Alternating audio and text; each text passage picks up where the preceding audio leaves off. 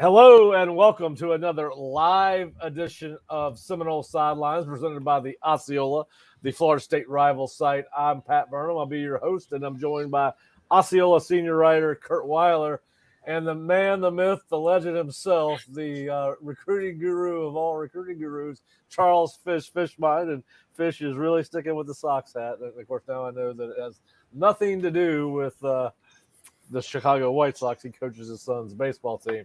But hey, a ton of stuff going on the football field, on the recruiting trail, and so we're going to get right to it. The FSU held practice number 12 yesterday in full pads, and another, as we've gotten to see, a pretty spirited practice, as most of them have been. But probably the biggest news going into practice, Curt and Fish, was the fact that starting right guard, last year's starting right guard, D'Mitri Emmanuel got an extra year of eligibility and will be back at Florida State in the fall, and actually was back on the practice field yesterday. We'd seen him around the practice field, but he was dressed out and going through drills and 100%. So let's just start there, Curt. Let's start with D'Mitri. Kind of your thoughts on what that does for Florida State's offense as a whole. Obviously, he was one of the surprises of last year, was very solid in his contribution to what was one of the best rushing offenses in the nation. And then obviously its impact on the offensive line itself. Yeah, I by no means saw this as a kind of must for Florida State. I mean, there are past years where this situation, they kind of almost would have needed D'Mitri Emmanuel. They didn't need him, I don't think, by any means. I think they would have been okay depth-wise even without him. But, I mean, the addition of him and bringing back a guy who was in his first year at Florida State a third-team All-ACC player, I think graded out kind of around a Dylan Gibbons if you look at PFF. And, I mean, just another piece that you're bringing back. I think you're returning over 40 starts from last year, really only losing Dylan Gibbons and Jazz Turnentine. I mean, it's just it adds to that depth. I mean, we've talked about how the room finally feels like it's flipped after kind of years of work by Alex Atkins, and I think adding D'Mitri too, and there was a bit of uncertainty around that one, kind of drills it home. Yeah, and Fish, your thoughts on getting D'Mitri back? Obviously, you watch a lot of all the games, and you know the depth at that position. You know that room as well as anybody that follows the program. What are your thoughts on getting D'Mitri back? Yeah, I think it's huge. One, because you want some experience and someone that's comfortable, that's played there. Losing Dylan Gibbons and your Emmanuel at the same time, it's they've got guys that can fill in, but they can lean back and feel a little more comfortable going into the season with someone that has a bunch of starts under their belt. I think it's a huge addition.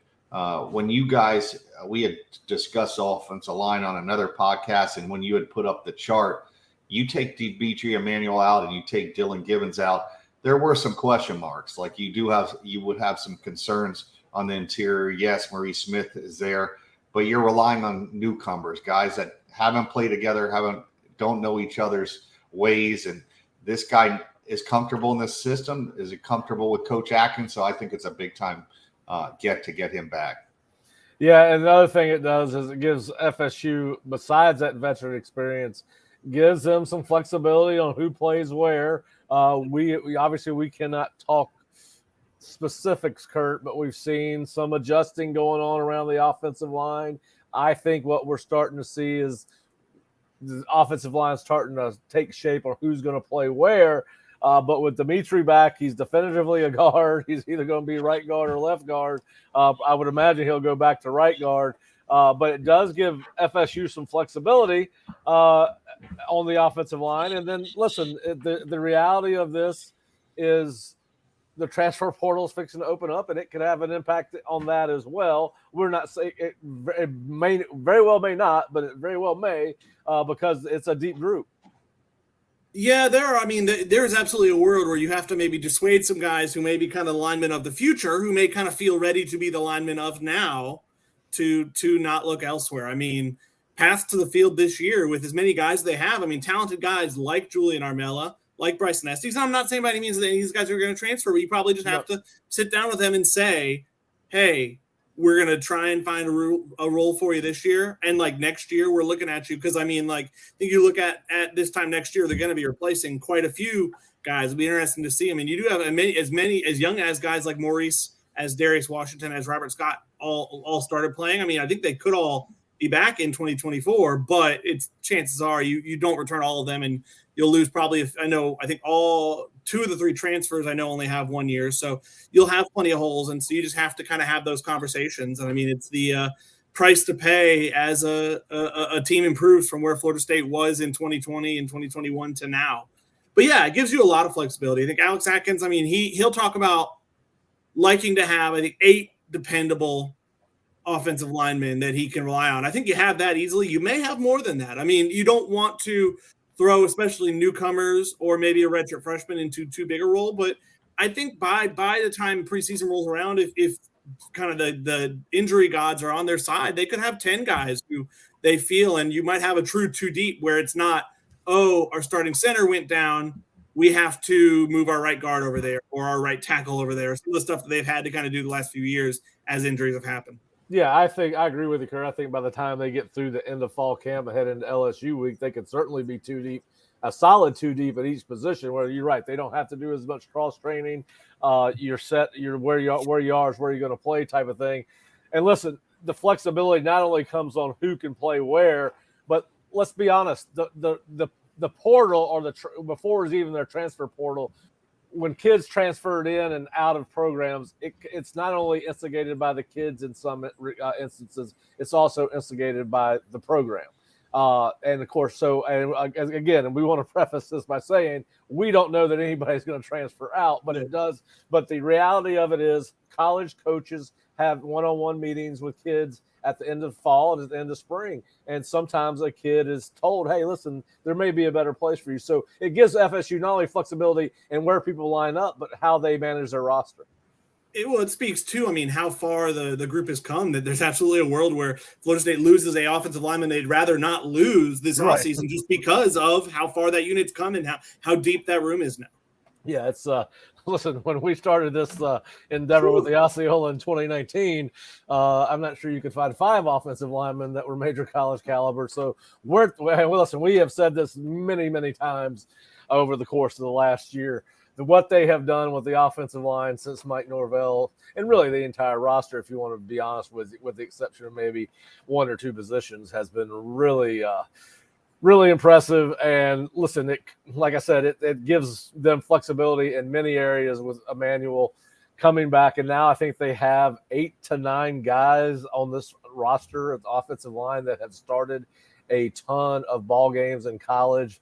When you take into fact Casey Roddick and Jeremiah Byers and Keandre Jones, the newcomers, and of course, for some of those guards that are some of those guys playing guards, D'Mitri, there's more competition now. So it's a good thing for Florida State. We've seen competition make this team, internal competition, make this team better. And I think it will do that for that position too. Yeah. I mean, I wrote a story yesterday. I mean, I kind of sit down and did the math. Florida State returns 100 starts on the offensive line at FSU. That's not counting any of the transfer additions. And I think it's over 200, like 214 or so, I want to say, of total starts in college football. I mean, that is a loud number. That is what you want to see, because that experience, I mean, is a pretty big deal. Yeah, and I would have to, and I don't know, Kirk, I'd have to go back and look at it, but I would have to think that's one of that'd be in the top 25 offensive as far as number of starts, probably top 25 in the country, and it may be better than that, but I think it would definitely be in the top 25%. And I imagine even more than that, it's probably one of the top numbers of those top 25 preseason teams. There might be some who have that experience, but they have holes elsewhere. They are lower down the list. Like, they're not a team that's going to contend. Of the contenders, you have to imagine that's among the top. I mean, Georgia goes through linemen. Alabama goes through linemen. And Florida State's starting to a little bit, but they're kind of at the front end of that now, to where they still are going to reap all they've sowed. Yeah, listen, it was good. Listen, we've seen, and just from a human nature perspective, we've seen D'Mitri at practice every day, almost every day, if not every day. He's been with the team. You could tell he wanted to come back. He wore his jersey. He was in shorts, just observing, and sometimes charting and stuff like that. We always, there were some thought on, just got us talking up in the baseball stadium, well, maybe he's getting ready to prepare to become a coach, a GA, a student assistant, whatever. And that may be ultimately what he does when he's done with his playing career. But you're happy for him, right? Because he wanted that extra year.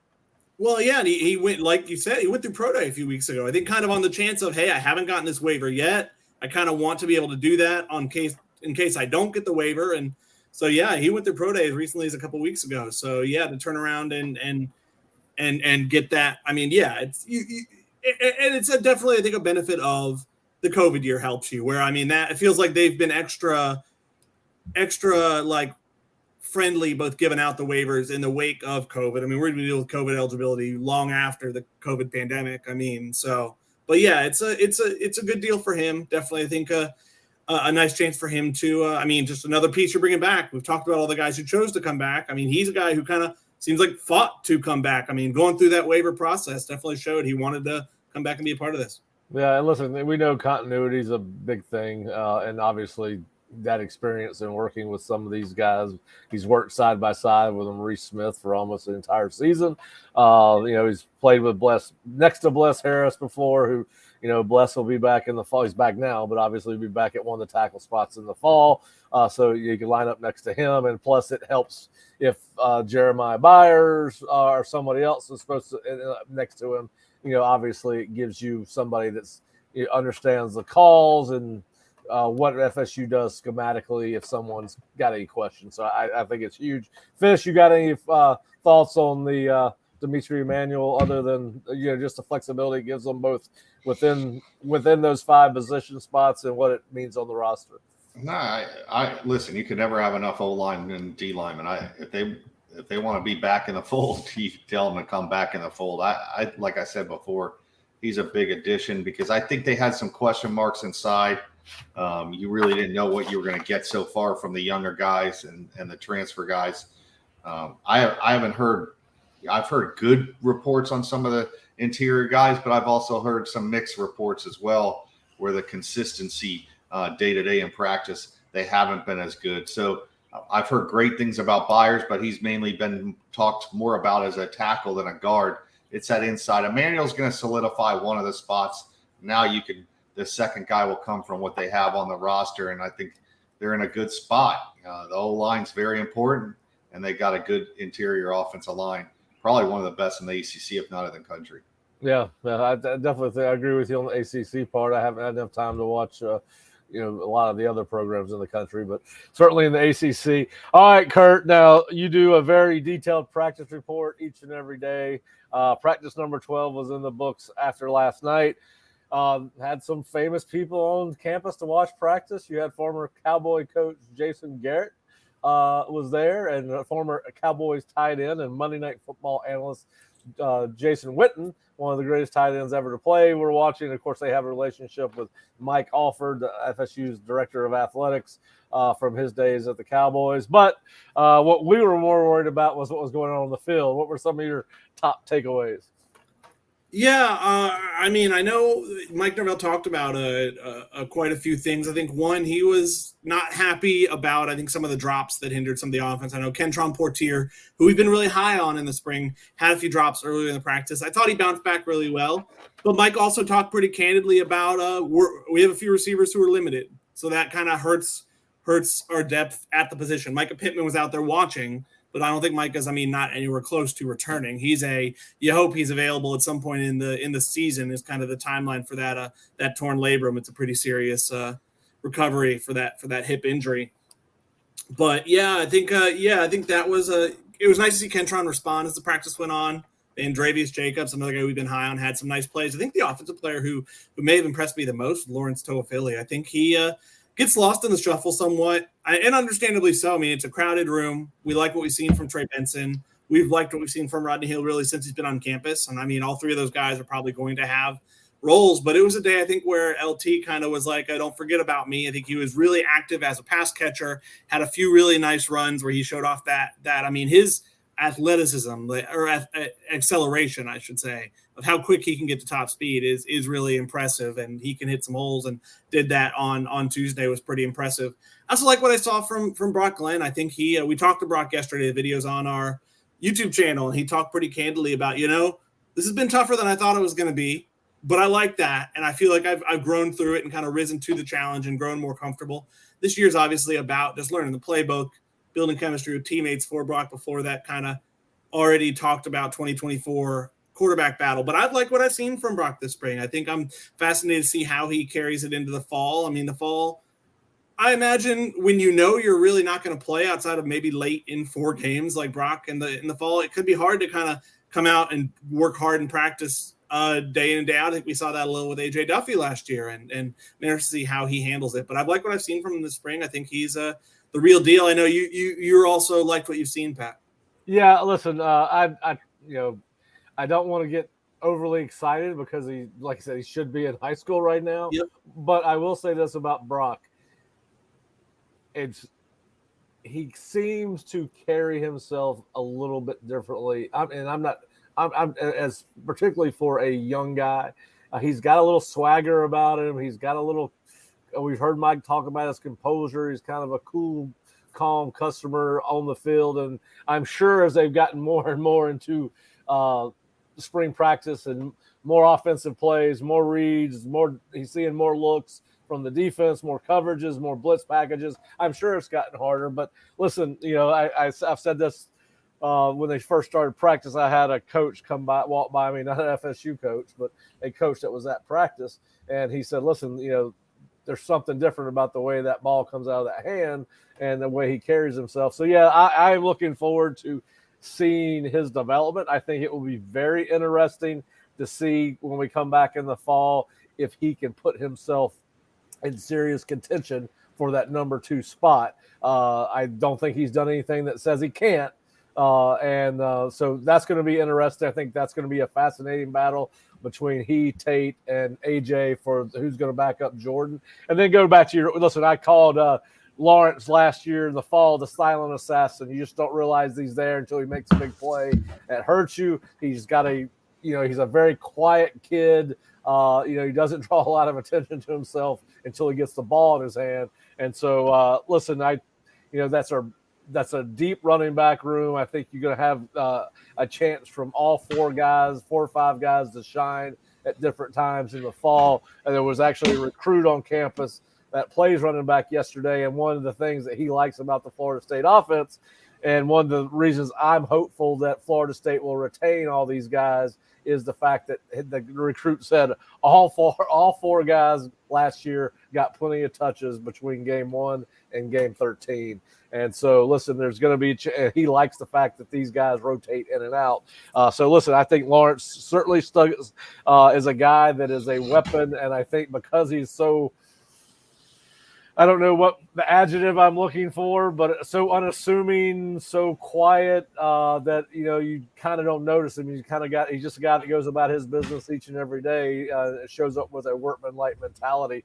And yes, but I think he's got a chance to have another tremendous impact on this offense, and he has stood out. And of course, we're finally, as deeper we're getting into spring, we're talking more and more about the veterans starting to stick out, right? I mean, we saw Darrell Jackson and Josh Farmer dominated, in my opinion, one-on-one pass rush drills yesterday on the inside. We're finally seeing more Tafasi. That kid plays with such great leverage and is such a force. And this was in 11-on-11, not pass rush. But Tafasi looked really good yesterday. I know, Curt, you've been impressed with him. He's one of those guys that we're very excited after what we'd seen in the fall practice. And I don't think as he's gotten more reps, because he did not, he wasn't there for the entire spring. You've seen why we were so excited. And then, of course, the other thing I noticed is that I thought Byers and Bless Harris looked very good in pass pro one-on-one protection yesterday. Yeah, Bless had a few reps. I wrote about it in my practice report. I think Verse went against them. Those two, normally match up as guys like who are potential first team guys. In the mix there. Bless. We know what Verse is. Yeah. And the first time, I think he tried to kind of give him a bull rush and got stonewalled by Harris. And Verse, being the competitor he is, the talker he is, was kind of like, I want to go again. I want to go again. Second time he tried an inside spin move, and Harris stayed in front of him. I mean, the mobility of him, he definitely can move like a tackle. I mean, to stay in front of Verse when he pulls off a spin move like that, he got pushed back a little, but he didn't kind of fully get beat, whereas a lot of guys in the country would get fully beat by that Verse spin move. I think he had another rep. Who'd he beat? I think you want to say he also kind of held off Byron Turner, kind of pushed Byron Turner around the back of the pocket, used the wide rush to his advantage, kind of pushing him way behind the play. So, yeah, I think, Bless has definitely picked up right where he left off. You talked about Farmer. I think D'Mitri Emmanuel in one-on-ones was kind of tasked with Farmer. Yeah, it's kind of like throwing the sharks a bit in his first day back out there. It was, I think Farmer won both pretty handily, kind of blew by him, and it was like this is what I've been missing. And it's not a knock on Emmanuel. I thought he had a really nice play later in the day. In 11 on it, where he hit a second level block. I think drew a lot of praise from one of the offensive line coaches. But yeah, I think. And let's be honest. Listen, there was a little rust. He hadn't faced live bullets since Oklahoma game. Listen, sure. It's understandable. Yeah. I mean, it's like it's like hitting the ball off the tee than having Nolan Ryan throw you a fastball. So Josh, there's definitely a bit of Josh Farmer. I think we were also impressed with Daryl Jackson, how he looks, and Daryl Jackson looks the part physically, has been really impactful in practice. But I've been maybe even more impressed with Josh Farmer. I mean, he's been one of the guys of the spring for sure. I mean, and it's those two, the former high school teammates, I think are going to be a formidable duo, along with Fabian, along with Braden Fisk when he's back, along with, we'll see if DeFasse could break his way in there, or Daniel Lyons could break his way in there. I mean, it is a deep group in there, as we've talked about a good bit. Yeah, I can't wait to see Tafasi develop as he becomes more of a technical player, because he has so much natural ability and strength. So he's going to be fun to watch. And listen, we haven't even thrown Braden Fisk into the mix inside. So that's going to be fascinating to watch in the fall for sure. And of course, listen, they're about done. We don't know exactly what the format of practice will be on Thursday. We are anticipating a lighter day because of the spring showcase, which I'm assuming is going to be part spring game, part other. I don't know that for a fact, but I wasn't here last spring. I think you guys saw something similar. The last few years, they kind of play like a half more traditionally, and then they do in the second half, they do the game with where they bring the guest coaches out. I think this year, isn't it? It's Charlie and another guy from the 93 team against, who is it? It's two guys from the 2013 team, I want to say. I believe that's right. And I've seen the graphic, but I'll pull it up. Drawing a blank. I think Henry Crockett is the other. It's Charlie Ward and Henry Crockett against Carlos Williams and PJ Williams. Okay, all right, yeah. Not the brothers. That's funny. That same last name, but those two aren't the brothers. That's Carlos and Vince. Yeah. So, I didn't realize Carlos and Vince were brothers. Okay, all right, that makes sense. All right, listen, I think that's going to be a fun day for FSU fans that get up here, and FSU will have one more practice after Saturday. So we will have a post. We'll have a Friday review of Thursday's practice. I will not. Well, I may be here Friday. We got to talk about Friday internally, because there's a lot of moving parts going on. There's the varsity club golf tournament, which I'm supposed to play in, and so we'll figure out Seminole Sidelines for Friday. But we are going to have a review of the spring game next Monday, if not sooner, and then obviously a recap of the entire spring on Wednesday, as we get a round table of Osceola writers, analysts, and everything else. And we might even get Mark Salva to jump in here and Fish to jump in here if they get a chance to watch the spring showcase on Saturday afternoon. But Curt, anything else you want to add about practice? No, I think I'm good. All right.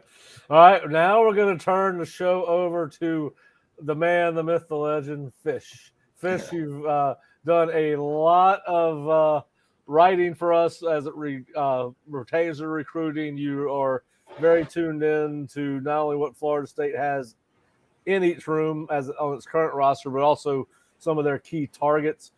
They do have 9 players committed to for this particular class, but you have a what you're calling the baker's dozen. And for you folks at home, you can see the names scrolling across the bottom of the screen. And so, Fish, I just want to take you through that one by one, what you think stands out about these kids and Florida State's chance to sign these guys. We know Cam Davis is committed at running back, but there's a kid that we really like. We both love his film.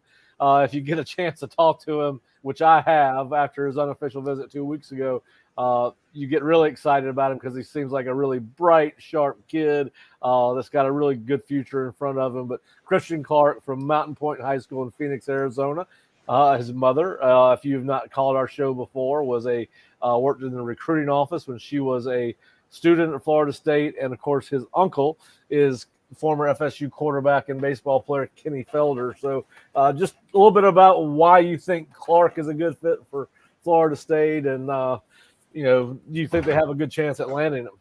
Yeah, I mean, the fact that his mom went to Florida State and worked in the football office and his uncle played at Florida State, you got to like those ties and their chances of landing him. I really like Christian. You turn on the film, he's as impressive as there is. When you turn on that film, his ability to cut on either foot, he has the ability to cut and explode out of his breaks. He has very good vision. I like that he's patient, and he also doesn't just bounce everything out to the outside. Most high school running backs, they're not that patient, so they want to, push everything to the outside, get into the open field. He's willing to run between the tackles and find that daylight, and once he does, he's able to exploit it. I think he's one of the better backs I've watched that is on their board, and with the running back that's already committed, I think he'd be a great addition to their class. Yeah, and then, of course, your second guy out of your 13 was the wide receiver prospect. I call him Josh Trader because I cannot pronounce his name. I get stumbled over the SH and then back to the SA.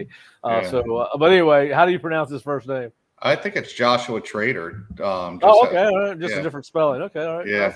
Josh, I'm gonna go with Josh. Yeah, he's a kid that's on a roster that already has another wide receiver, Jeremiah Smith, who's committed to Ohio State.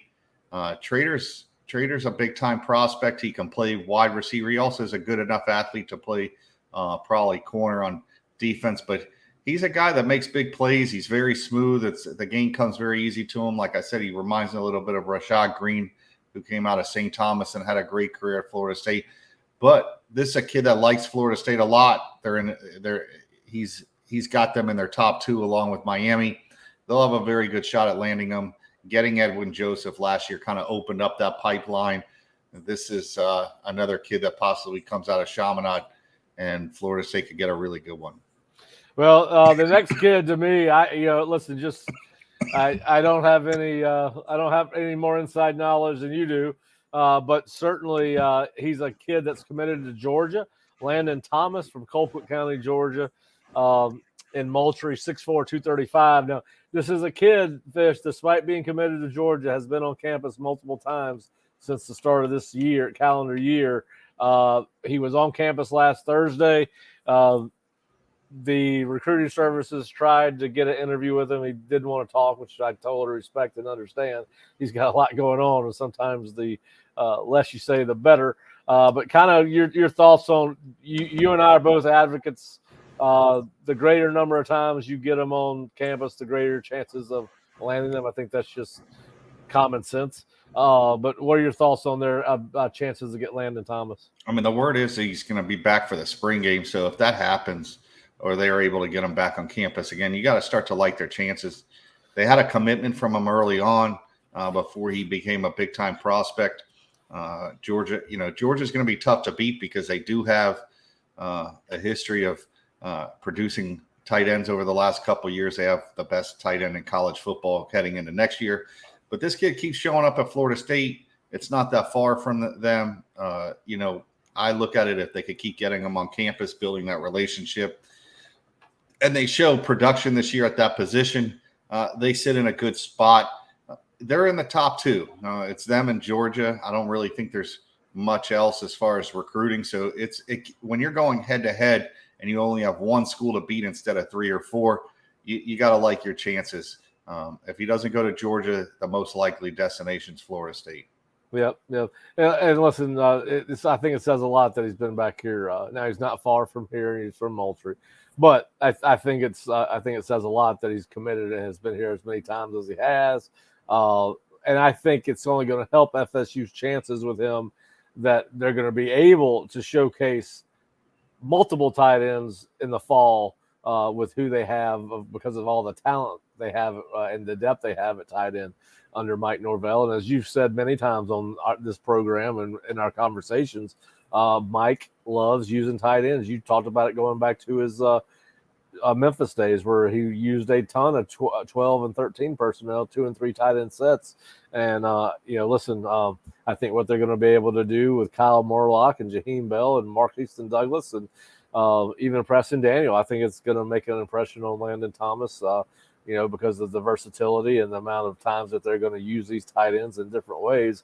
Now, I'm not saying that Landon can do the same things that Jaheim can. He's probably more like Kyle than he is Jaheim. But anyway, I think that's going to help Florida State in his recruitment. It is the fact that Florida State's going to be able to showcase the tight ends a lot this year. So I think that'll help him there.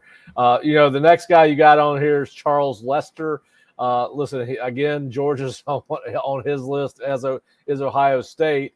And, the last time he was on campus, he made a comment to the recruiting services, including ours, that in his heart, he was committed to Florida State. But, listen, I believe he's got an official visit set up for Florida State, for Ohio State, and Georgia. You think he's in the lead. I think he's in the lead. And I believe that you feel like Florida State is waiting to see what he does before they determine where they go, who's the next corner. Yeah, there's no question. I mean, all signs point to Florida State. We talk about being on campus. He's been on campus multiple times this offseason. He loves Florida State. You got to like the position of being when that dream school and the kid, he's kind of like LaMarcus Joyner, his recruitment. Ohio State came after him. These other schools came after him, but it was very hard for LaMarcus to say no to Florida State. I think Lester is going to be in the same position. It's just going to be very difficult for him to turn away the one school he really wants to go to. Hey, you know what? You're going after the right kids when Ohio State and Georgia are part of the mix. He's a big-time corner. He can shut down half the field, and this is the type of kid that can really help your secondary early on. I don't know if he's a day one starter, but because it's so difficult for freshmen to start or get a lot of playing time right away, but he's a guy that could come in and contribute and help out in that back end of your defense. Yeah, and then, of course, another kid that we both like, and a very highly recruited kid, as most of these. Listen, as we go through this list, a lot of these kids are going to, as you said, Florida State's back in, they're back where they belong in the recruiting front. We're hearing a lot of Ohio State, a lot of Oregon, USC, Texas type stuff, and we'll get into that a little bit later as we talk about some of the kids that were on campus yesterday. But KJ Bolden, Buford High School, 6'1", 180. He's listed as an athlete. We got to list him as a safety. Obviously, plays both offense and defense. What are your thoughts on FSU's chances to land KJ Bolden? I didn't think they had much of a shot, but him coming on campus and seeing when he spoke very highly to Florida State. I don't know how much success Florida State's had out of Buford High School. It just seems like a school that those kids go to the SEC, but they're in it. That's all you can ask. You add a Charles Lester and you add a KJ Bolden, all of a sudden your secondary goes from being pretty good to very good. And how I feel. It's not a knock against coaches. I think coaching's important, but you start to bring these type of players in, and the coaching aspect gets a lot easier when you got guys like this that are 5-star elite corners that could come in, shut down the pass. This kid could also help against the run. You could bring him up in the box. He's a physical kid. So these are difference makers in that back end. And when you start to go play better teams, you play the Clemsons and these SEC schools, you start rolling in with these type of players, it helps you match up with them a lot easier. Yeah, listen, great players certainly help make great coaches. There's no doubt about that. And he's certainly a guy that has got the attention of most every major college football program. I think it's going to be fascinating to see how that plays out. But again, like I said, the thing that impressed me if I'm a Florida State fan when he was here last, is at heart I'm FSU. I'm committed to FSU. I believe is almost what he said verbatim. Then a kid that you found kind of sort of Fish, Ricky Knight from the Benjamin School in North Palm Beach. Ricky Knight III has been on campus multiple times this year. Really impressive kid to talk to. Just tells you've seen a lot of him, not only in 7-on-7, but you've also seen him in person as a player. Yeah, you could tell he has a high football IQ, and that's the one thing. A lot of these kids are good athletes, and they know football, but they don't really know it. I think this is a kid that could come in. He's going to learn a system right away. He understands positioning, how to position himself between a receiver and himself. He gets very good position. He doesn't get lost in coverage. A lot of guys, they open up, they get kind of lost in coverage that they have to flip back over their hips. He's very fluid. He's got length. He can shut down a guy.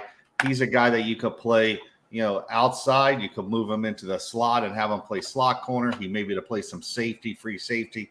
So you got to like these type of guys that have that versatility to play multiple positions in the secondary. I've always said that if you recruit a guy that's just strictly a safety and he's like an in the box, strong safety, old traditional guy that, Mickey Andrews used to have, I guess they called him the rover position. If he doesn't play more than that in the secondary and doesn't pan out, then what do you do with him? This kid's not like that. If it doesn't work out on the outside, you can move him on the inside and he could play, like I said, like nickel or slot corner. He can do so much.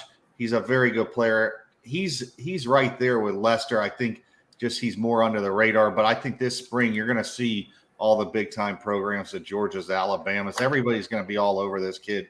Florida State got in on him early. He's been on campus multiple times. He really likes Florida State. He just did take a visit to Miami. I wonder if this is one of those kids, though, is a little impressionable that every campus he goes on, if that school is going to be the school that he likes once he leaves campus. It seems like he's going to be one of those type of kids that he steps on a campus. Hey, that was my best visit until the next visit. So, well, listen, and we've had most kids are not going to say that, right? I mean, they're just not going to say it. They don't. Most of us don't feel like that's how we're built internally, but it is. Listen, we had the linebacker from Texas come in, and he was blown away by his Florida State visit. Came in, but he was honest, and he said, "Listen, my opinion changes almost after every visit."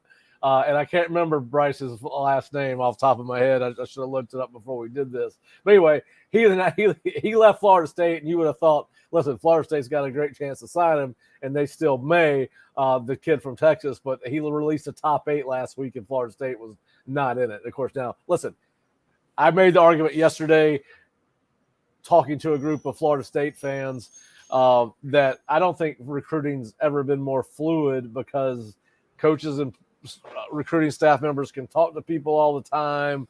There's a dead period. There's still communication going on, social media, phone, text, Facebook, Instagram, TikTok, whatever they're using. And then you throw the NIL on top of that. I think and listen, we've seen 2 weeks on March 15th, one of the best tight ends or best athletes, tight end defensive ends in the country, 2025, Elias Williams on March 15th said that Florida State was his number one on his list. 3 days ago, he committed to Georgia. So recruiting is a fluid situation. Listen, these kids are impressionable. Yeah, I mean, you saw with Jalen Ramsey, they weren't in it. Then all of a sudden, they bring in Coach Pruitt, and he had a relationship with him, and they landed him. And I forgot the name of the corner that came from D.C. I think Florida State got him in a visit on the last 2 weekends before signing day. He ended up coming to Florida State, starting and ending up in the NFL. I forgot the kid's name out of Maryland, D.C. area a few years ago. But kids change. If Florida State makes a run at the playoffs, they win the ACC, all bets are off when it comes to these guys. I don't care if a kid doesn't even list them right now. If they make the playoffs and they still have that kid, one of those top kids has a visit, they could squeeze in on a kid that nobody thought they had a shot at right now that may not even be on their recruiting radar. That's how quickly recruiting changes. Like you said, It's very fluid, and anything can happen at any moment. You just never know. Well, listen, we've seen a lot of kids leave Florida State, very impressed with their visits, and they put themselves in, we talked about Jordan Seaton 2 weeks ago. Jordan Seaton, before his visit to Florida State, had released 2 weeks prior to that a top 14 that Florida State was not a part of. And he came out of that visit and obviously said that, hey, I'm going to have to reevaluate my list, and I'll be back in touch with everybody when I do. Now, if you told me you were going to put one defensive end on your baker's dozen, I would have bet it was Booker Pickett from Tampa Wharton, but it was not. It was Dylan Stevenson from Columbus High School in Miami, Florida, 6'4", 215. It sounds like you think Florida State sits in a really good spot there. Obviously, Derek McClendon is transferring out of the program. So there's actually an additional spot open for a defensive end. But what do you like about Dylan and Florida State's chances of getting him? Yeah, I mean, he's like what they like right now. Big, long, athletic, has room to grow. He's only 215, 220 right now. He was at Miami Killian last year. The relationship started prior with Derek Gibson being his head coach, and they got a jump start on him. He's been on campus, I believe, a few times already. I think he's got the potential. This is a potential prospect, a guy that 2 years from now that needs to put on the weight, get a little bigger and stronger. But you see his ability to get off the ball. He could put pass rush on a quarterback. He gets off the ball real well. He holds up against the run pretty well for an undersized guy, but the frame's there for him to get much bigger. This is a kid that's going to be 250, 255 in college and be a very good player. My whole thing with Booker Pickett, I just think they're coming from too far behind, and they have a lot of room. They got him on campus. That was a great start, but it's a recruitment. Tampa's been Tampa's kind of weird for Florida State. Some schools they do well at, some schools they don't. I just think the Pickett kid is one of those kids that they're in the ball game now, but I don't think they're really one of his leaders. Yeah, listen, and to your point on Tampa, I've heard that multiple times from guys in Tampa, from high school coaches, and even from guys in the media who know high school coaches there. It's weird to me that Tampa would be so hit or miss for Florida. I mean, I know people call it's a Gator town, whatever, but anyways, Clemson's gotten big prospects out of there for years and years and years. But hopefully Florida State will continue to. But you've seen Armwood. Armwood was a school that Florida State for a long time had a very difficult time getting players out of there. Heck, they had to take for Chaz Neal, who was basically like a 1 or 2 star kid at the time, who was a major project. It's a weird school. You look at Berkeley Prep; they've never been able to get traction at a school like that. That's produced a lot of very good football players from the last few years. It's just like I said, it's an area that is hit or miss for Florida State. There's some schools, and it's based off where those head coaches went to college or their fan base. It's very split. You know that. It's just you'll have some schools that have Florida State ties, and then there's other schools that they won't land a kid out of. Yeah. And listen, moving to the state of Mississippi from Tampa, we got Cam Franklin. He's been on campus. As you say, not only one of the best defensive tackles in the Southeast, but one of the best in the country, and his offer list reflects that. And now he was in town and a couple of weeks ago, and he did say that the one thing that Mike Norvell and his staff wanted to do was try to nail down one of his official visit dates. As far as I know, that has not happened yet, but he definitely had not ruled it out when we spoke to him when he was on campus to watch spring practice. What's your take on Kamari and Franklin? I mean, anytime you go into Mississippi, you're taking your chances. You're going to spend a lot of resources to pull in one kid. This, from what I've heard, it's basically Miami, Florida State, which is interesting that a kid from Mississippi is looking outside the state. But if that's true, then you have to feel they got a very good shot at landing a kid like this. It all comes down to, you saw it a couple years ago. Florida State landed a defensive tackle from Mississippi that they found at their camp. I don't think the kid had any offers, and then all of a sudden the home schools came in and put the pressure on. But I think where Florida State sits with this one, they actually have a legitimate shot at possibly pulling this kid. And another kid I think they've got a really good shot at pulling in this class, basically because of what he said when he's been here. As you said, that could change on his next visit. But Jason Zandamela, the offensive center guard from Clearwater International, 6'3", 290. He was on campus about 3 weeks ago, and we interviewed him at the end of his visit. We asked him who was in the lead, and he kind of got this big grin on his face and turned around and looked up at the Seminole head on top of the Moore building. So just based on that, I think that Florida State is leading. He's an in-state kid. He does have some quite an impressive offer list. I believe he's going to visit Oklahoma, among others. Just your thoughts on Jason? Yeah, I really like him. He's a dominant player off the ball. He's very physical. He's a kid that when he comes off the ball, he shakes defenders. He's violent with his hands. He's a kid that, the fact that they got a Lucas Simmons already on campus that went to the same school, and he's already doing pretty well, even though he's not going to start. He's been shown flashes so far during spring practice. I just think that having that comfort level of Florida State, it just seems like the way he speaks about Florida State is like he's already there. When I've seen him interviewed or the process, sometimes kids give that away like they're almost on the team already. I think he's a guy that Florida State sits in a very good spot. They may be in the driver's seat pretty much. I feel they are. It's just only a matter of time. It's not if, it's when. Yeah, if they would just go ahead and offer Joseph Ionata, they could have a 3 linemen from Tampa on the same offensive line. So we'll see how that goes. All right, so you have another tight end on your baker's dozen, and obviously Florida State under Mike Norvell has stockpiled tight ends. So you think they could take 2 of this class? You have it as basically 1B. Has been on campus several times. Again, another kid that is going to be recruited by a bunch of schools, Georgia, Clemson, among others. Kind of what's your thoughts on Kylan Fox? Hey, listen, let the state of Georgia keep producing these kids, because you know what? I mean, they go like 5, 6, 7 deep. Georgia can't take all of them. So he looks impressive. He looks like a big wide receiver playing on offense. You could split him out wide. He's going to gain weight and eventually become an inline guy where he could come off and help block in the run game. But he has a lot of ability. He's another guy that you just know will do well in Mike Norvell's offense, very athletic. You can move him around. You don't have to just stick him at one position. But I don't think there's a whole lot of difference between him and Landon. These are both big-time players. You lay on one of them, you've done very well. If they somehow pull off both of them, we could say that the tight end room has definitely finally flipped into a positive light. Now, the next guy, this one kind of surprised me. I did not expect, with Florida State already having 2 safeties committed, to find a 3rd safety on your list. But you had Ricardo Jones, who's I've watched his tape. He's unbelievably impressive player.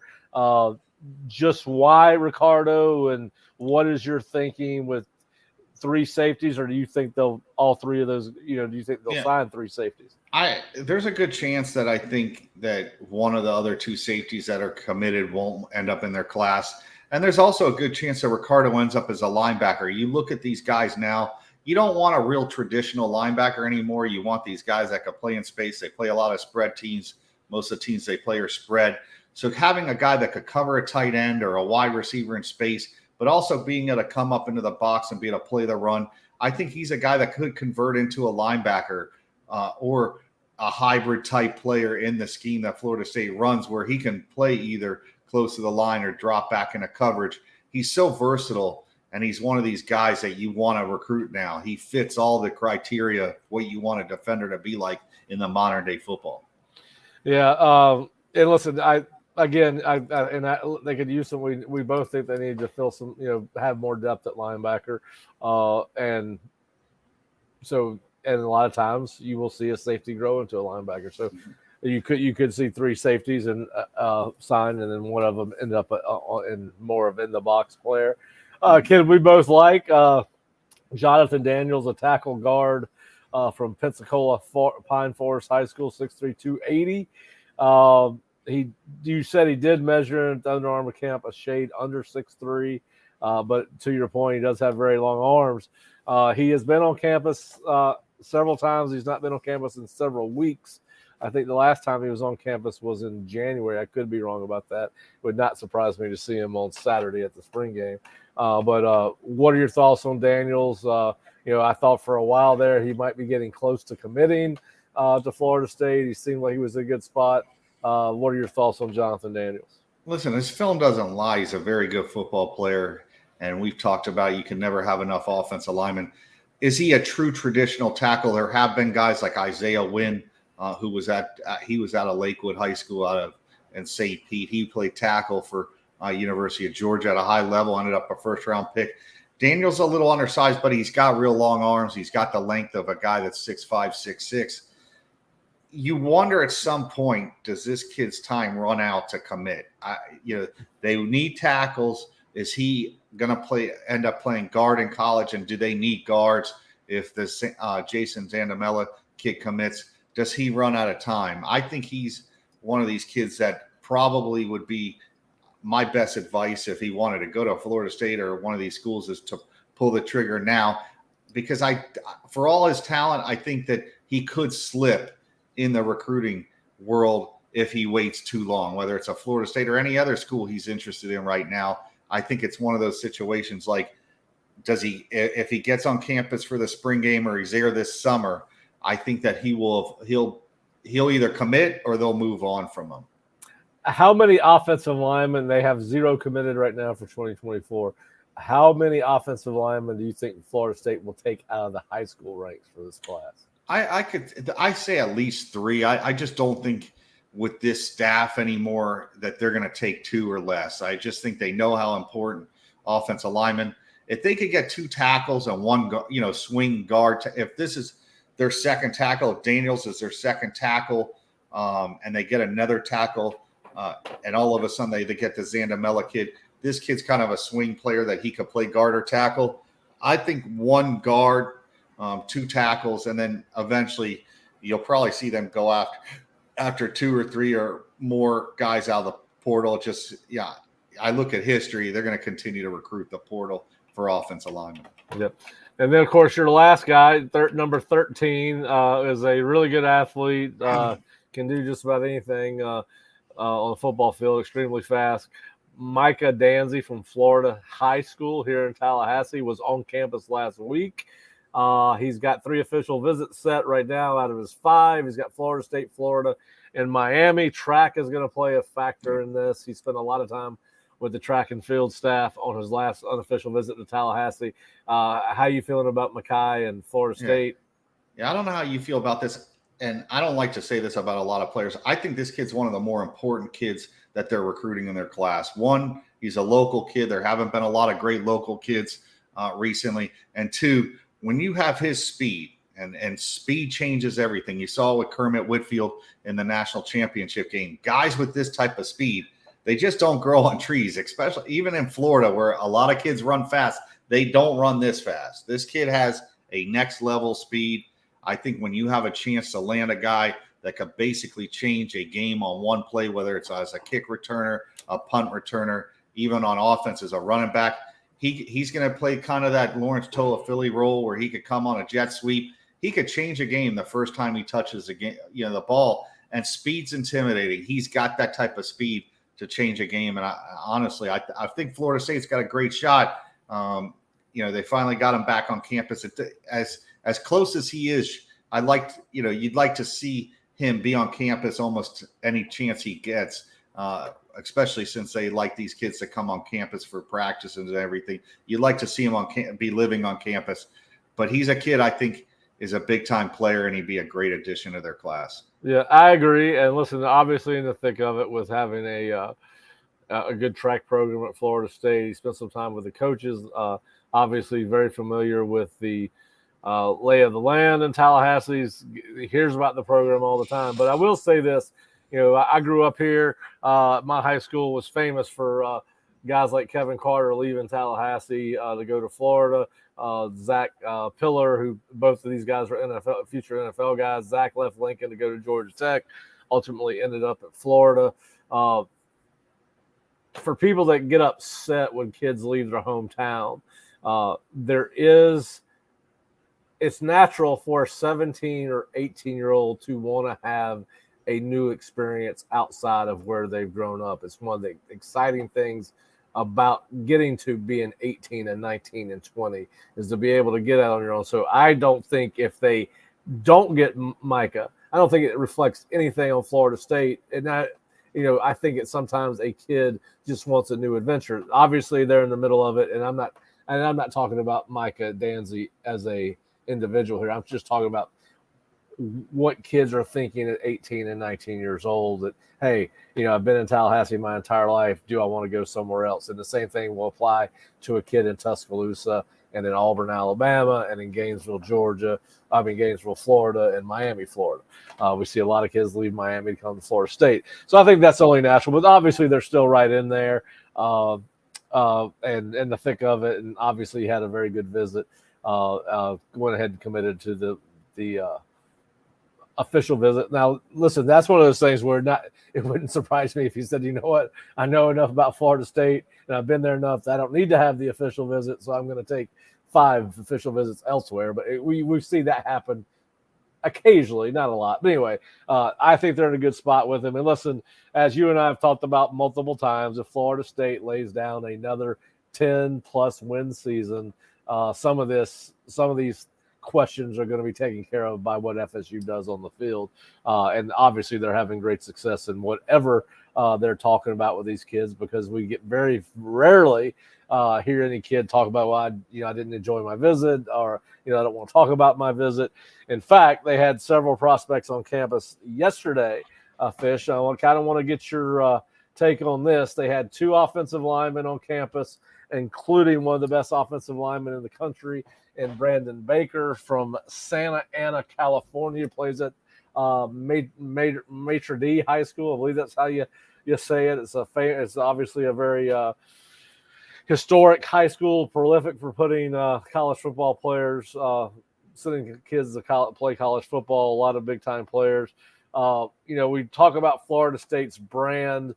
This kid made a point to get to Florida State. And all the way from California. I think that talks to getting back to the winning ways. Florida State's back on brand.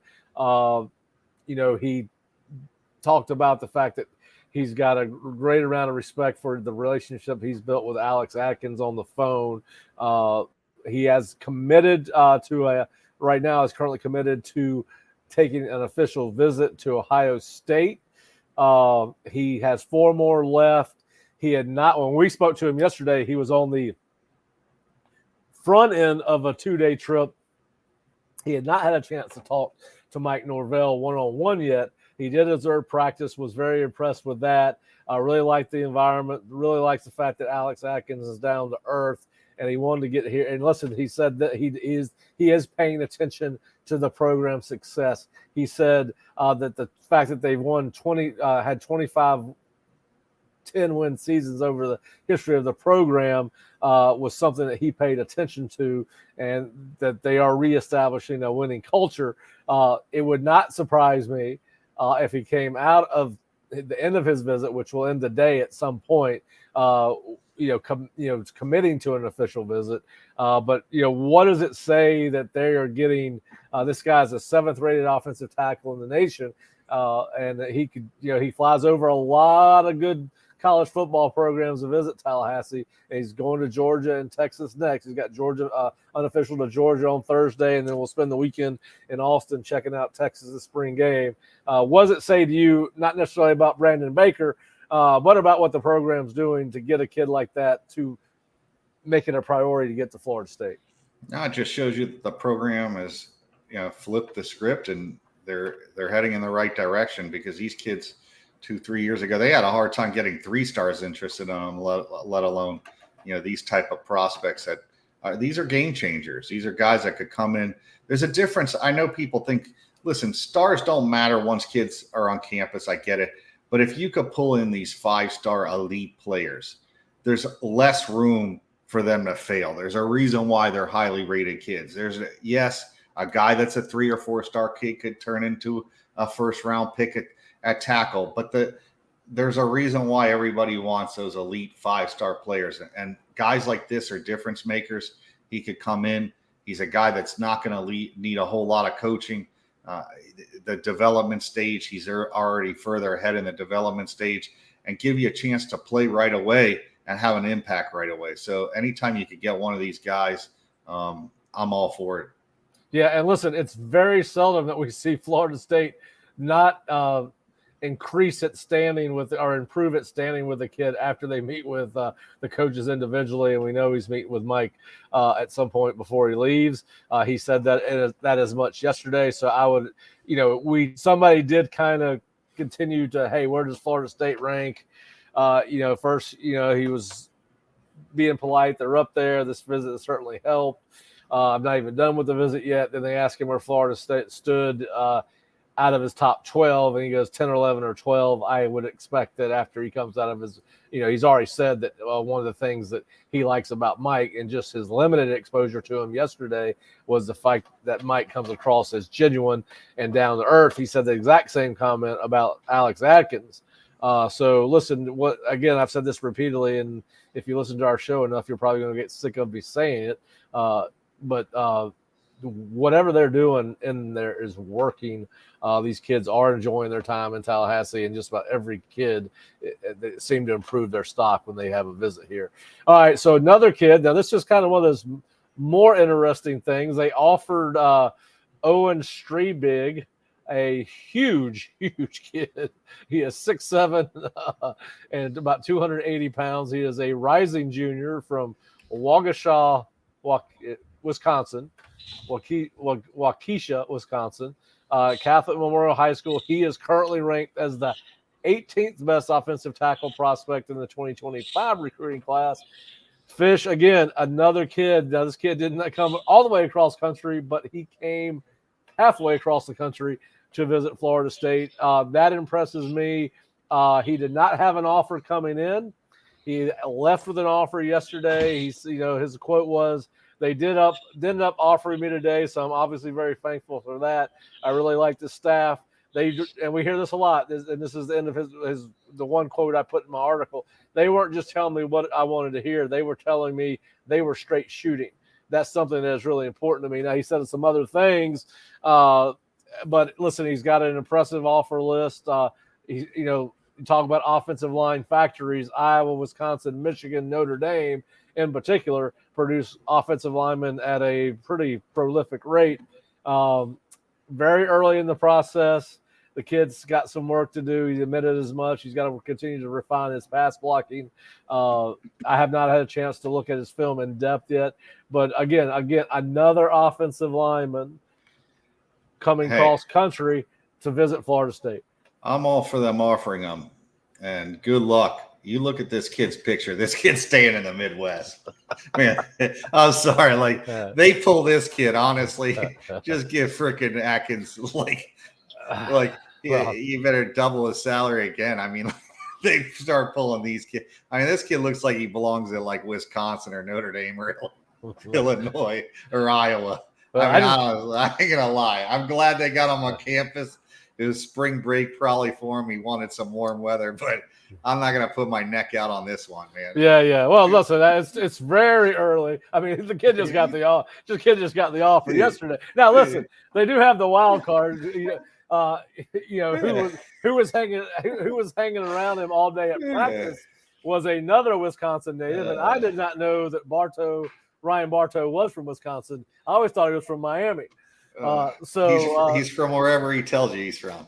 So he was hanging out, and so actually the kid mentioned that it was good to be around somebody from Wisconsin. We kind of speak the same language, and then Bartow had a great tweet, something about the homeland is good. After the kid got the offer. Yeah. So that was good.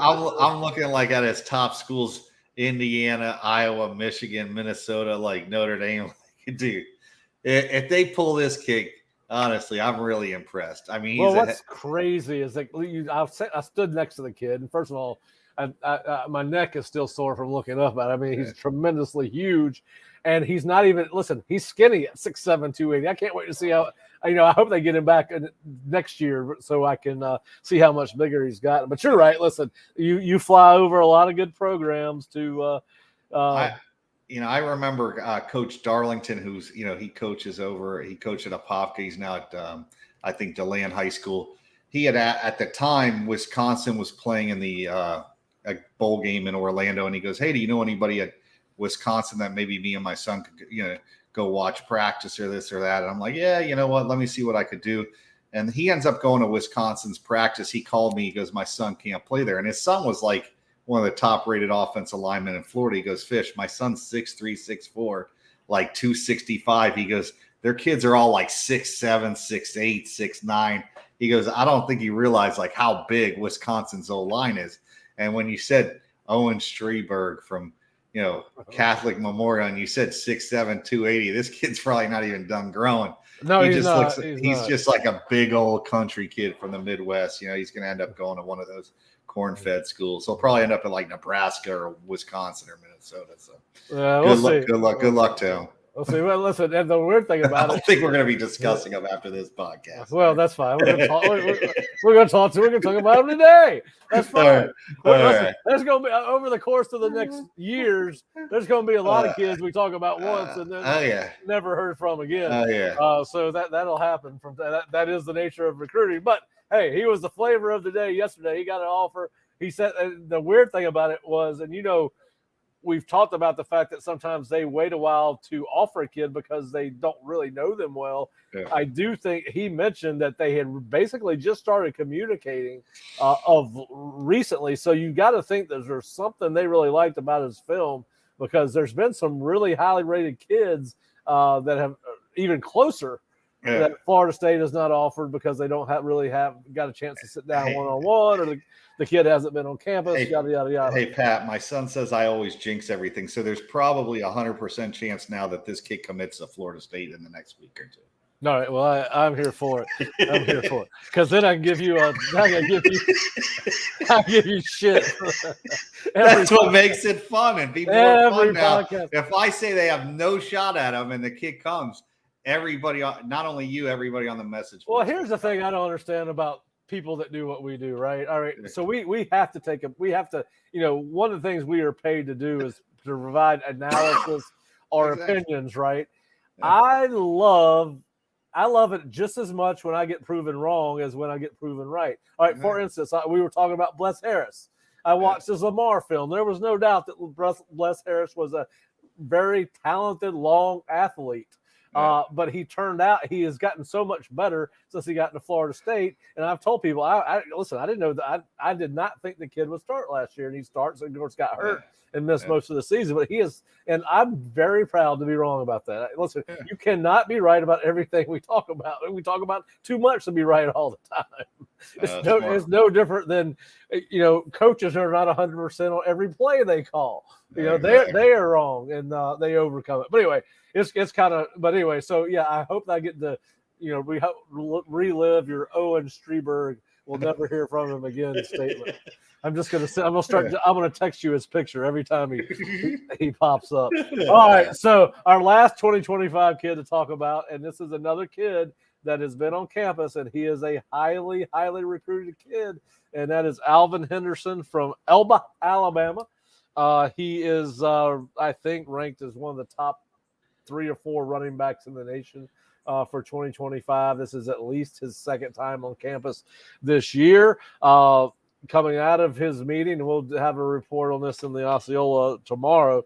But basically coming out, we talked to him for about 3 or 4 minutes as he was concluding his visit. He will be back on campus probably sooner rather than later. He mentioned May or June. Did not know whether he would camp or just come back for an unofficial visit. But Alvin Henderson, he said that what he was told by Mike Norvell and David Johnson, the running backs coach and recruiting coordinator, that he is their top priority for 2025 at the running back position. And we hear this a lot. Feels like home. That what stands out about Florida State, it feels like home. Got some work to do. He also mentioned Auburn, Tennessee, Alabama, Texas, Oregon, and USC. So, listen, there's a lot of road to hoe with these 2025 kids. But again, just your impressions of getting him back on campus again, a guy that is, obviously. I don't know where Elba, Alabama. I have no clue where that is in Alabama. So I'm sorry. It's in LA, Lower Alabama. All right. Well, then they should have a better shot if he's closer to Mobile and stuff. But man, I don't know if you've watched his film. I don't need to see. It's been a while. I don't need to see more than like 2 or 3 clips. He's like an 8-play guy. You look at 8 plays. I watched about 3. I saw enough. I mean, just the way he leans, the way he runs. He's pretty special back. These are the guys that hold up Heisman trophies. Yeah, and listen, and here's what's weird. You don't really, when you think about running backs and receivers, you think about guys that want the ball all the time. Yeah. They don't want to share the ball. So one thing that he did say stuck out to me. He likes how FSU uses its running backs. All 4 get plenty of touches between the start of the season and end of the season. So he's not a guy, based on what he said, that's going to want to carry the ball 30 times. He understands that there's going to be a couple of running backs on the roster with him that are just as talented, if not close to as talented as he is. So I think that unselfish nature and what he said in that statement says a lot to me. Yeah, he's a more physical version of Reggie Bush. I mean, he's just wow. I'm watching these highlights while I'm talking to you, and like most guys don't impress me, but damn, I could see why they like this kid. I mean, he hits you. Like he lowered his shoulder on one play and laid 2 guys out. Yeah. Wow. Yeah, this one's not hard. This is the one that anybody can evaluate and see that he's got talent. All right. Well, Fish. All right. So I'm not going to get to see the spring game or spring showcase because I am going to the Atlanta Rivals camp, the same Sunday deal, invite only that you did in Miami. What am I in store for? I've been to college camps. Just get get names, numbers, emails, man. That's all I gotta say. Get names, numbers, emails because we need them. we will definitely do it. We'll definitely do it. Well, Fish, listen, I appreciate you. I know you're busy taking time out of your midday on Wednesday to help us out. And of course, are you getting up for the spring game? No, I don't think I'll be up there, but I'll watch it. I'll take a look at it and I'll give my opinion after I watch the spring game. And you know how the spring games are.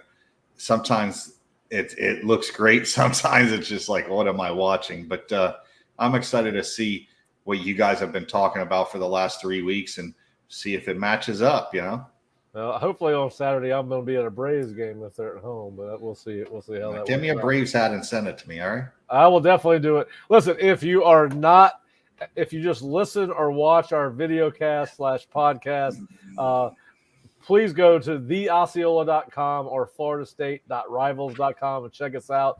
Fish has his article in depth about his Baker's dozen, the 13 guys that he would like to see Florida State finish off their 2024 high school recruiting class with. Obviously, we know they're going to the portal.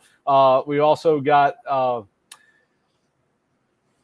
our stories on 2024 four-star offensive tackle Brandon Baker, all of his quotes. We've got Owen Streberg's quotes, video from both of those guys, and then, of course, we'll have Alvin's interview coming up later in the week. And Fish, listen, it's fixing to get crazy again. In about 3 days, the transfer portal opens up. And we'll get into this. We'll get into this next Monday a little bit further. But how active or would you anticipate Florida State being on the giving end of this and the receiving end of this? How many players you think will potentially could transfer out? Where do you think Florida State can look for help in the portal as far as positions? Yeah, I think that, that linebacker spot, maybe a safety. I think that they have 89 or 88 guys on scholarship, so they're going to have to cut some guys loose. So it will open up some spots. You could see one or two more guys added to the roster between now and the end of the season, the start of the season. It'll be interesting to see what happens with FSU in the quarterback position. Did Duffy do enough this spring to take that second spot? Does Tate decide maybe to move on to another school? Who knows what happens at that position? It's constant. You just never know. You think, oh, this kid's going to stay, and then all of a sudden he's in the portal 2 days later. So I expect it to be real active for most of these schools. I have schools hitting me up. Hey, do you have a wide receiver? Do you have a running back? And guys, you'd be surprised that are hitting me up for those type of players. So Yeah, well, listen, it's a brave new world in college football with the portal and the NIL and all the things that go along with it. So it's going to be an interesting offseason. I don't think there is an offseason anymore, really. I mean, you're going to go right in this portal period, then get into camps. And before we know it, teams will be reporting for 2-a-days or whatever they call fall camp these days in late July, early August, and Florida State will be getting ready for LSU. These days are just ticking off. We're already halfway through the month of April. All right, Fish, man, I appreciate it as always. Always good to talk football with you. Always good to talk recruiting. And again, if you are not a subscriber to the Osceola, please go to theosceola.com or floridastate.rivals.com. We will be back in some form or fashion probably on Friday. There's a lot going on in Tallahassee surrounding the spring game. So it could be taped, it could be live, but we will certainly be back Monday, Wednesday, and Friday of next week to talk about the spring game, what I learned at Rivals, and what Fish was right and wrong about. See if Owen Streberg has committed by the time we come back on Seminole Sidelines. All right, Fish, you have a great afternoon. Thanks everybody for joining us, and we'll see you on Friday. See you later.